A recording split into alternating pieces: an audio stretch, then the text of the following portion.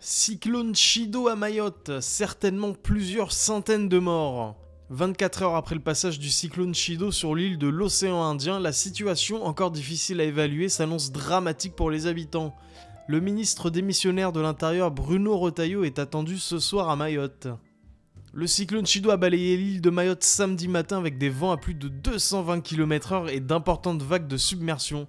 L'alerte rouge a été levée ce dimanche après-midi. Les dégâts encore impossibles à évaluer s'annoncent très importants alors que 14 personnes ont été retrouvées mortes. Un bilan qui pourrait être bien plus dramatique dans les heures à venir, les secours tentant de gagner les zones les plus touchées. Le ministre de l'Intérieur démissionnaire Bruno Retailleau, qui devait se rendre sur place lundi, a finalement avancé son voyage de 24 heures et est attendu dès ce dimanche soir. Le nouveau Premier ministre François Bayrou, lui, va devoir gérer sa première crise d'importance. Des habitants de Mayotte racontent l'horreur vécue pendant le passage du cyclone. Donc c'est le tweet de TF1 Info. Cet hôpital cède. Le vent détruit tout le matériel médical. Dehors, c'est le chaos et la panique. Nous avons besoin d'assistance. Des rafales à plus de 220 km/h qui emportent tout. Chacun cherche un refuge. Ici, c'est cette école qui fait office d'abri de fortune. Sous les tables, élèves et habitants des environs tentent de se protéger. Comme vous voyez, le toit s'est envolé. Donc tout tombait en fait. On était obligé de se réfugier là. Et après, à un moment donné, il fallait partir. Il fallait absolument partir. La centaine d'élèves et d'habitants se retranche finalement dans une des rares pièces de l'établissement qui a résisté à la violence du cyclone. Au même moment, ceux qui Ah ouais, la vache. habitent des logements plus résistants se confinent chez eux. Chacun cherche la pièce la plus sûre. Un escalier pour cette femme qui Les amateurs de fit vont apprécier. n'ose plus bouger. Ou le rez-de-chaussée pour cet homme qui nous raconte les 2 heures d'angoisse qu'il a vécues ici au moment du pic de la tempête. J'étais dans ma maison, au niveau 0, ça craquait dans tous les sens. Le vent était extrêmement fort. Et là, tout s'est arraché, quoi. On est impuissant, on a hâte que ça s'arrête. À un moment, j'ai eu peur pour ma vie, c'était très très violent. Dès que le vent se calme, J'ai même plus de fenêtre, quoi. il sort et constate l'état de sa maison. L'angoisse, d'autres l'ont vécu à distance, comme ce sénateur de Mayotte qui, hier matin, a reçu un coup de fil de ses enfants. Papa, le toit s'arrache. Là, on est rentré sous le lit. On ne sait pas ce qui va arriver. Et puis, à un moment donné, silence radio. Lorsque vous entendez au bout de fil votre famille qui vous appelle au secours, et puis à un moment donné, c'est le silence. Vous dites que tout est terminé. Vous êtes effondré. Vous dites je ne retrouverai plus ma famille. Une famille finalement saine et sauve qu'il retrouvera dès demain. Sa maison, elle, est comme tant d'autres, en ruine.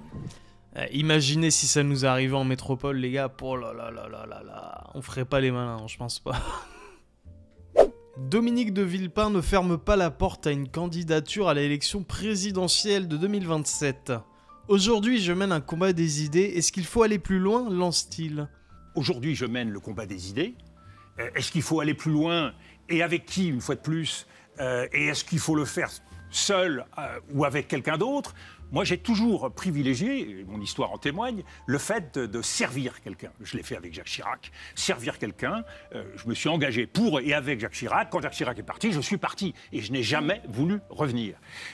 Aujourd'hui, c'est notre pays qui est en cause. Aujourd'hui, on ne peut pas être économe ni de son temps, ni de son énergie, ni de ses idées.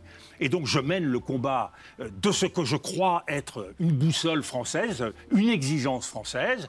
Nous verrons à l'heure des... Avec qui ? Nous verrons à l'heure des rendez-vous qui et comment. Alors dans les commentaires, on aurait envie d'avoir un tel excité à la tête de l'État. Alors je sais pas d'où il sort, mais l'excité pour moi c'est pas tellement de Villepin, quoi. Au contraire de Villepin, peut-être que dans sa manière de parler, effectivement, il est un peu véhément quelquefois, mais il appuie ses propos, il lâche pas ses bases. Et au contraire, quand tu regardes ses idées, il essaie d'apaiser la situation. Lui, sa ligne, c'est beaucoup plus de jouer sur les relations internationales, sur l'apaisement, que de la faire en douce et de niquer les gens par derrière. Les excités, c'est plutôt les BHL, etc. quoi. Sans parler de notre saint président qui a un ego mais de malade mental. Durand Loïc qui nous dit « Le dernier patriote de droite, les autres ne sont que les serpillères des États-Unis. Il peut relever le niveau de la politique d'aujourd'hui, changer cette république bananière, retrouver une dignité et une crédibilité à l'international. Il ne se voile pas la face sur les sujets et dit les termes. De Villepin peut réunir droite, gauche et centre. Alors oui, j'y crois. » C'est vrai que De Villepin, là, depuis quelques mois, enfin on va dire depuis 1 an, il a un boost de popularité énorme. Tout le monde en parle, tout le monde est derrière lui, j'ai l'impression. Il a vraiment, sa cote de popularité, elle a dû exploser à mon avis. Le problème, c'est que la droite de son époque a disparu à ce bon vieux De Villepin. Aujourd'hui, c'est limite s'il est de gauche tellement la droite s'est radicalisée à l'extrême. Regardez les frères musulmans placer leur pion pour la présidence de la République islamique de France. Alors c'est vrai qu'il y a la question de certains financements qu'aurait reçu De Villepin d'Arabie Saoudite, je crois. Il y a des questions à se poser de ce côté-là, donc il n'est pas tout blanc non plus. Alors là, ce serait intéressant qu'il se lance le coup de pied dans la fourmilière de l'arc républicain. Il va tirer en masse les sauces d'M qui ne savent plus où ils habitent. Un vrai candidat sérieux qui ne déconnera pas sur tous les sujets comme Macron. Alors petite vidéo concernant la Syrie que je trouve vraiment extrêmement intéressante, je vous invite tous à écouter attentivement. Mais vous savez que Daesh existe depuis 3 ans et que c'est pas la peine de nous bassiner avec Sarkozy. Depuis combien de temps? Al-Qaïda que vous soutenez en Syrie, que vous soutenez en Syrie. Vous vous rendez compte de ce que vous dites? Mais je le dis, vous vous rendez compte de ce que vous dites? Vous soutenez Al-Qaïda en Syrie. Mais vous êtes fou. Mais vous êtes fou. Écoutez, d'abord je vous permets pas d'insulter. Non mais vous ne pouvez pas dire. Je suis tout à fait. Vous ne pouvez pas dire que la France soutient Al-Qaïda. La France soutient. Merci de justifier ces propos assez étonnants. Voilà, non, ils sont pas étonnants. Je vais vous expliquer. Inacceptable, monsieur. La France soutient les rebelles syriens qui sont soi-disant des rebelles démocrates. Des rebelles syriens démocrates en Syrie contre M. Assad. Ça, c'est l'arnaque depuis toujours. Hein. C'est le fameux on soutient des rebelles soi-disant modérés. Les mecs, c'est des gros islamistes. On l'a vu hein, avec des patchs Daesh et tout. Enfin, les mecs, c'est n'importe quoi. C'était au début de l'insurrection. Qui a récupéré les rebelles syriens démocrates? Al-Nosra. Qu'est-ce que c'est qu'Al-Nosra? Vous savez bien. Al-Nosra, c'est pas Al-Qaïda? Pas tous les rebelles, vous le savez bien. Ah, pas tous les rebelles. C'est-à-dire, certains rebelles ont été récupérés par Al-Qaïda avec des armes françaises. Monsieur Gazien, vous ne pouvez pas dire que la France soutient Al-Qaïda. Nous continuons à fournir des armes à Al-Nosra.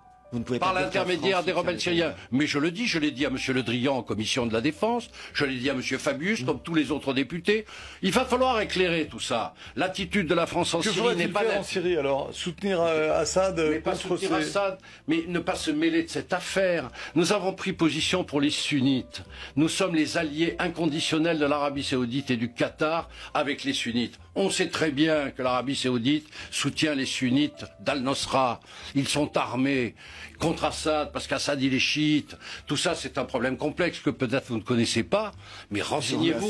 Mais non, mais merci de vos commentaires. Vous m'avez fait traiter de fou, alors je peux vous traiter d'incompétent. Je le retire si vous voulez bien. Mais en vrai, pour quiconque connaît un minimum le sujet, c'est un secret de polichinelle en vrai. Alors dans les commentaires, il a dit le mot qu'il fallait, incompétent. Ils sont tous incompétents mais à un niveau galactique. Par contre, ils prennent bien les 20 000 € par mois sans se poser de questions, surtout pas se poser de questions. C'est qui le petit merdeux qui essaie de défendre l'indéfendable? Bah écoute, c'est le petit sbire du gouvernement. Merci monsieur, tout le monde sait que ce que vous dites est vrai.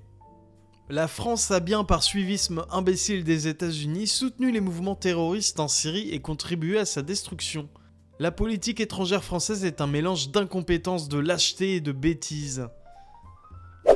Alors on va finir par une petite vidéo sympathique qui a déjà pas mal tourné, mais les rigolotes, c'est des mecs de quartier, des espèces de racailles qui découvrent un objet qui s'appelle un piano. Vous savez, les pianos mis à disposition dans les gares, etc.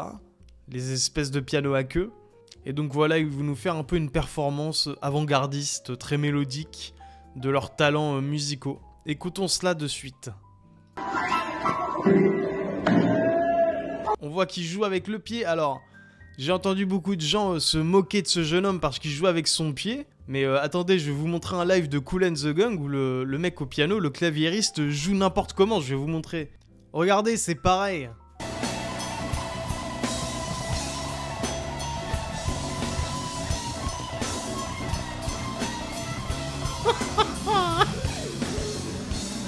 C'est pareil, c'est du génie. Tout le monde se moque de lui alors que c'est un génie, ça se voit de suite.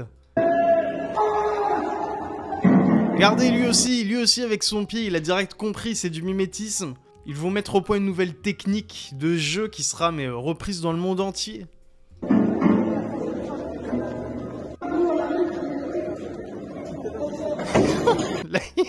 Là c'est normal, il contrôle juste si tout est bien en règle, si le poids est bon, s'il n'y a pas un truc qui manque, si tout est bien calé, si les pieds sont bien agencés, c'est tout. C'est des experts, c'est des ingénieurs, je vous dis. Modin malin de les commentaires qui nous dit tellement symbolique. Il faut laisser les jeunes s'exprimer, il faut bien que jeunesse se fasse. Dans le même ordre d'idées avec à gauche, un aéroport à Chicago où il y a une espèce de bataille générale. Et à droite, il y a l'aéroport en Pologne, à Varsovie, où c'est un mec qui joue sur un piano et une meuf qui passe par là comme par hasard avec son violoncelle et qui propose de jouer un morceau de classique. Les seules choses que ça fait, c'est chance pour la France, c'est de casser, détruire, insulter, taper, etc. Mais quelle belle richesse et le bonheur de les avoir. Ça respire l'intelligence, tout ça.